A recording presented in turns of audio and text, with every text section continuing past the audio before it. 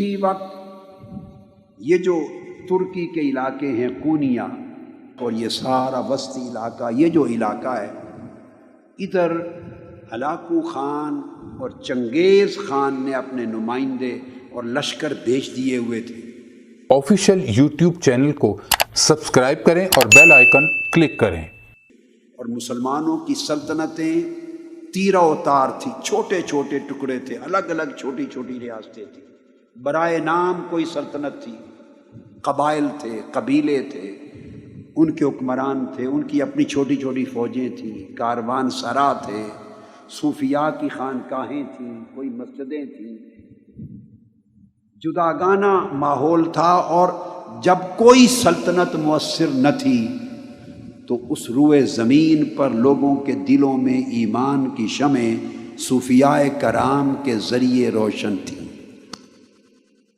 صوفیاء کرام کے وجود سے شمعہائے ایمان روشن تھی۔ اور اسی دور میں یہ جو بعد میں خلافت عثمانیہ بنی ہے، سلطنت عثمانیہ، اس کی داغ بیل ڈالنے کی جد و جہد ہو رہی تھی۔ اس خلافت عثمانیہ جو 1924 میں جنگ عظیم اول کے بعد جا کے ٹوٹ گئی، اس کا بانی ارطغرل، لکھنے میں ارطغرل آتا ہے، ارطغرل، مگر ٹرکش زبان میں غین نہیں بولتے، ارطغرل یہ بانی ہے۔ وہ ایک نئی اسلام کی عالمی سلطنت قائم کرنے کے لیے تگ و دو اور جد و جہد کر رہا تھا، مار کے ہو رہے تھے۔ 656 ہجری کے قریب تاتاری فتنہ بغداد آیا ہے اور 22 سے 24 لاکھ مسلمانوں کا قتل عام کیا ہے، اور دریائے دجلہ ہفتوں تک 2.5 ملین مسلمانوں کے خون سے سرخ ہو کے بہتا رہا۔ 656 کے قریب یہ فتنہ یہاں پہنچا۔ ادھر مقابل سلطنت عثمانیہ کی تشکیل کی جد و جہد شروع تھی۔ ارطغرل یہ سلیمان شاہ کا بیٹا تھا، اور کونیا ہیڈ کوارٹر تھا سلجوقی سلطنت سلطان علاء الدین کا۔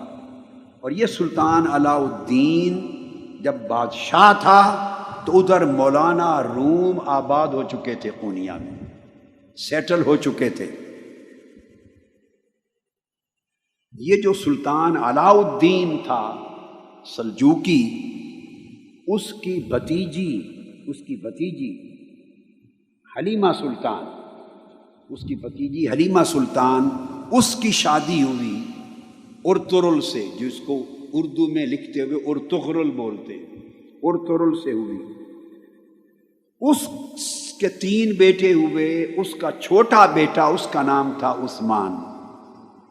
اس ارطغرل نے تاتاری فتنے کے خلاف اور ادھر صلیبی فتنے کے خلاف جنگیں لڑ کر سلطنت عثمانیہ، ایک نئی عالمی اسلامی سلطنت کے قیام کی داغ بیل ڈالی، بنیاد رکھی، اور پھر اس کا بیٹا جوان ہوا تو اس سلطنت کا نام اس کے نام پہ رکھا گیا، سلطنت عثمانیہ یا خلافت عثمانیہ، جو پھر 1304 عیسوی میں قائم ہو گئی، 1304 عیسوی میں، اور 1924 میں جا کے پھر ختم ہو، جب کیلیفیٹ کا انسٹیٹیوشن توڑنے کا اعلان ہو گیا۔ یہ ضمناً ایک تاریخ کی چھوٹی سی جھلک تھی، وہ بتائی میں نے۔ یہ وہ دور تھا جب مولانا روم آئے۔ یہ ارطغرل جس کی میں نے بات کی، سلطنت عثمانیہ کا بانی، اس کی ڈیتھ ہوئی ہے 680 میں۔ وہ زمانہ شیخ اکبر محی الدین ابن العربی کا تھا، ان کا وصال 640 میں ہوا ہے۔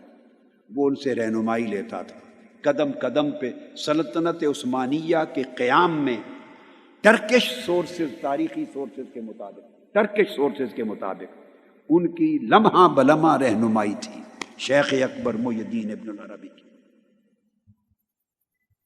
سمجھانا مقصود یہ ہے کہ جب لوگوں کے دل ٹوٹ گئے تھے، سلطنتیں منتشر ہو گئی تھی، حکومتیں تیرہ اتار ہو گئی تھی، امت مسلمہ کا کوئی مرکزی محور نہیں تھا ان کو سنبھالنے والا، تو عالم اسلام کے اندر مسلمانوں کا ایمان صوفیاء کی وجہ سے قائم تھا، محفوظ تھا۔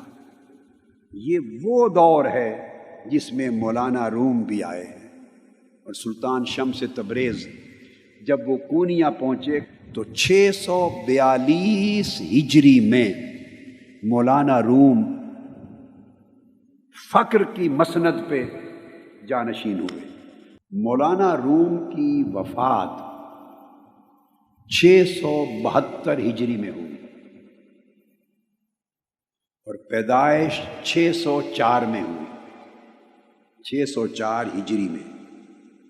اب آپ کو آسانی سے، تاکہ زمانہ سمجھ میں آ جائے، آسانی سے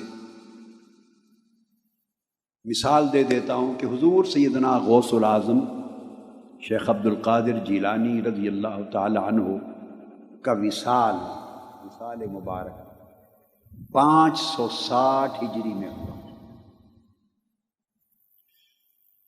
تو حضور سیدنا غوث العظم رضی اللہ تعالیٰ عنہ کے وصال کے ٹھیک 44 برس کے بعد مولانا روم کی ولادت ہوئی، پیدائش ہوئی۔ حضور غوث پاک رضی اللہ تعالیٰ عنہ کی وفات کے ٹھیک 44 برس کے بعد مولانا روم کی ولادت ہوتی ہے۔ یہ آپ کو زمانے کا اندازہ بتا رہا ہے۔